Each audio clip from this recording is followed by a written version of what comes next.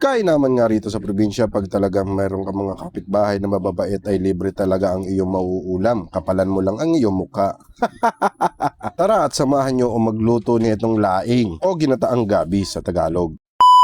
Bago tayo magsimula magluto ay syempre babalatan muna natin itong mga tangkay ng gabi nang para sa ganun ay hindi na magsabit-sabit sa ating mga ngipin pag ating itong kinain. Dahil medyo tanghali na nga kaya nagtulungan na nga kami dito mag-asawa. Si Mrs. na nga nataasan na magbalat ng gabi at ako naman ay magkakayod nitong ninyog. Dahil nakaugalian ko nga nalinisin itong bunyog bago ko ito kakayurin. Nang para sa ganun ay hindi na masamahan ng dumi ang ating makakayurin. Nang mabuksan ko nga ito ay may tubo na at ito nga kinakain ko na rin to at gustong gusto ito ng bunso kong anak. Dahil wala ang bunso kong anak at ako na akong kumain nito. Napakasarap sa piling na magtulungan kaming dalawa mag-asawa na magpe-prepare ng mga ulam ng mga bata. Dahil nga laging busy si Mrs. kaya ngayon lang talaga natin siya nakasama na magpe-prepare na itong laing na ito. Dahil dalawa kami nagpe-prepare na ito ay panigurado masarap ito. Itong nyug nga po pala ay aming stock. Kahit meron nga kudkuran sa plaza ay hindi ko pinili pa kudkud dito. Dahil mas gusto kong gamitin ang tradisyonal na pagkayod ng nyug. Dahil sa tingin ko ay mas maraming gata na lalabas dito kung tradisyonal ang gagamitin ko. Nang matapos ko na nga pigain ang lahat ng sapal ay ito na ang lahat ng lumabas na gata niya. Sabi ko na nga ba, mas marami talagang lalabas na gata pag kinamay mo talaga. Dahil nga dalawang pigaan ito at linagyan ko na mainit na tubig itong sapal na natira. Nang dahil sa tingin ko ay mayroong patun laman kahit papaano at may ilalagay natin sa unang ulo ng ating gabi. Dahil mainit pa nga ang binuhos kong tubig kaya binalatan ko muna itong bawang at sibuyas at luya. Nang matapos ko na nga balatan ng bawang, sibuyas at luya ay akin na yung tinadtad agad. Nang parang sa ganun ay hindi naman masayang oras natin naghihintay na lumamig itong pangalawang gata na gagamitin natin sa unang pakulo na itong ating gabi. Before of all, ano yun English?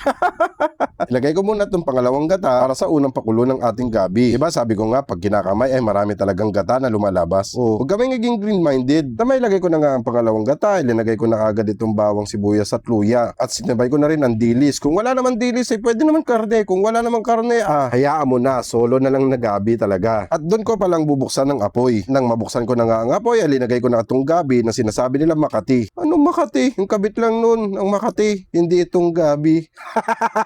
Marami kasing kasabihan na pag nagluluto daw ng gabi ay talagang umakati pag ikaw ay nagsasalita o nagdadaldal. Pero hindi ako naniniwala doon. Habang ako ay naghihintay ng pagkulo ng ating sinalang ay ito muna at maghuhugas muna ako ng plato para hindi sayang talaga ang oras. Nagbabalitaan ko nga na kumukulo na ang aking asalang. Ano na balitaan? Ay, nakita ko nga po pala.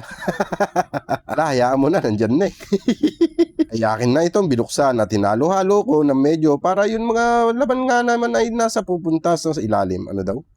Ang gulo mo. Nang lumipas na nga ang ilang minuto, ay aking binuksan ulit ito at tinignan kung okay na ba talaga siya. Okay na ba siya na para lagyan na natin yun ng dahon? Nga pag sinabay natin ng dahon nito ay talaga iba ang lasa. Magiging mapait siya kasi mabilis masusunog ang dahon. Dahil medyo marami ang dahon, kaya ito nga hinahalo-halo ko. Nang para sa ganun ay pumunta siya sa ilalim. Nang mailagay na nga natin ang lahat ng dahon, ay kailangan na natin itong takpan ulit. Nang dahil sa aking tantiometer ay kailangan na buksan natin ito dahil alam ko na nag-steam na talaga siya at medyo naglumit na yung dahon na linagay natin. At halu-haluin natin ito bagya na parang sa ganun ay yung mga na hindi pa nag-steam talaga ay mailagay natin sa ilalim. At nang mawari ko na kailangan na natin ilagay itong kokomama. Uy, bakit may kokomama? Dahil sa akin palagay ay kukulangin ng ating gata na una. Kaya bumili ako ng pangalawang gata. Ayun nga ay Coco Mama. Hindi to sponsored Coco Mama. Baka naman. Nang mailagay ko na nga ang ating Coco Mama ay hinalo-halo ko muna ito para ma-spread. Ano yung ma-spread sa Tagalog? Ewan ko. Bahala na kayo dyan. May ihalo-halo natin to at may punta yung ibang gata sa ilalim. At muli natin takpan ito at hintayin ang susunod na kabanata. Dahil na naman sa antantiometer ay talagang tinignan ko na ulit to at okay na nga talaga siya at halu-haluin na natin to para hindi matutong ang nasa ibaba. Ito na yung oras na kailangan mo na talaga siyang bantayan at halu-haluin kada minuto para hindi nga matutong ang nasa ibaba nito o masunog para hindi maglasa mapait. Para may onting sipa ng anghang ay linagyan ko ito ng paminta na durog na durog na durog na durog. At kung napapansin nyo ay medyo dry na siya, kailangan mo nang ilagay ang talagang tunay na gata. Ito na yung unang gata na aking unang piniga. At ito na talaga ang magpapasarap dyan at magpapalinamnam. Ewan ko ba, ako lang ba yung nagtataka pag sa unang gata talaga ay napakasarap talaga? O baka iba na naman ang iniisip mo, nandito tayo sa pagluluto ko Ito na talaga yung part talaga na kailangan mo na maghalo-halo, talaga nang babantayan mo na siya para talagang magkaroon siya ng onting mantika. At mahalata naman natin na medyo na nabawasan na ang tubig o ating gata pala ay lagyan na natin ito ng maraming betchin, pero hindi joke lang. Kalahati lang po yan. Marami lang taktak ang aking ginawa. Pero ayon sa pag-aaral ng ibang sayantipiko ay nakakabuti naman ang paggamit ng MSG. Ay wag mo lang susobrahan ng 1 kilo. Panigurado bubula lang yung bibig. At patuloy lang ang ating paghalo at saka ito binawasan ko na ang apoy at pinahinaan ko na ito. Para hindi na siya mabigla. Kasi baka mabigla ka, meron na pala siyang iba.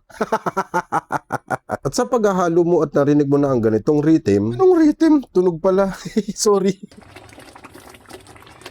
Yan na ang senyales na para lasahan na yan. The moment of truth, masarap ba talaga? O hindi? At hindi ko mawari at ako'y napapailing. Kasi masarap talaga siya. At kung umabot ka rito sa part na to ay pwede bang pakihingi naman ako ng like or share dyan sa video or pakisubscribe na rin ang aking YouTube channel. Maraming salamat. Babu!